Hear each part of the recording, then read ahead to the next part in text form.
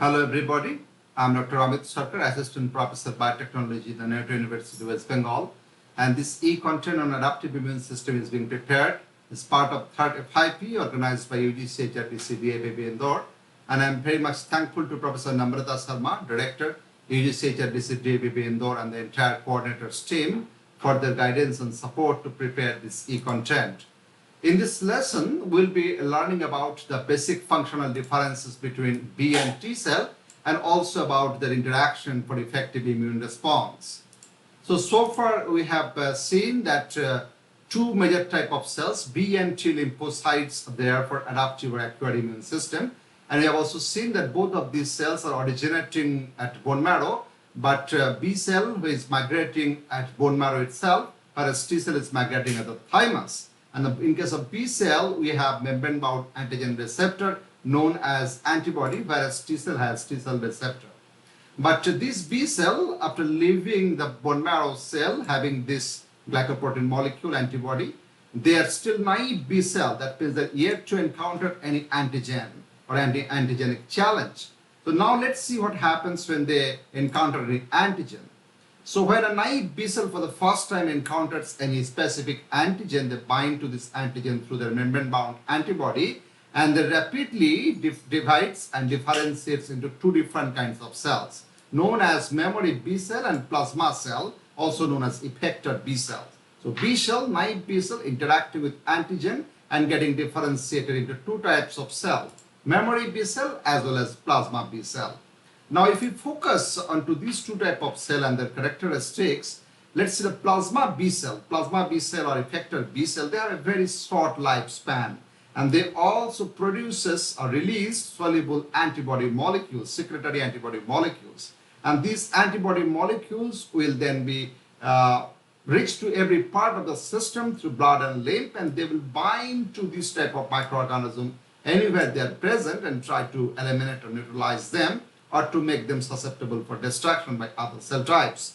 Whereas if you look into the memory B cell do not have any capability to release any secretory antibody, but they have membrane-bound similar type of antibody that was in the parent B cell. But these memory B cells have a very long lifespan, and they'll be there they're responsible for lifelong protection against any type of disease, and also kind of a basis of this is the thing that the vaccine development has been based on. Now, if you look into the T lymphocytes, on the other hand, we know that T lymphocytes has T cell receptor, but T cell receptor is kind of a peculiar that they cannot recognize or bind to any free antigen.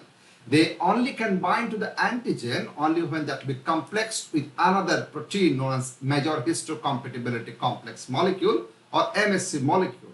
And the entire process is known as antigen presentation. So antigen is being presented to whom? To T cell. And who is presenting? B cell is presenting the antigen.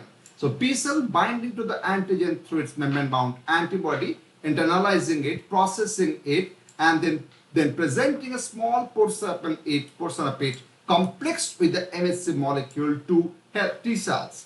I will talk about later about this helper T cell or MHC classification, etc. So T cell now recognizing this antigen complex with MHC2 molecule, and then it's releasing chemicals, kind of chemicals known as cytokines. These cytokines will bind to the B cells, and the B cell will be activated. So here, if you see the entire scheme, the B cell, after binding to the specific antigen, internalizing it, then presenting a small portion of peptide bound or complex with MHC molecule to the T cell. T cell is recognizing that through its T cell receptor, getting activated, then releasing cytokine molecules. Cytokines in turn is binding to the B cell, and now B cell is actually getting activated. And then now it will start dividing and differentiating into two types of cell. As I just said before, memory B cell and the plasma cell, also known as effector cell. And this plasma cell will then release the antibody molecules, secretory antibody molecules.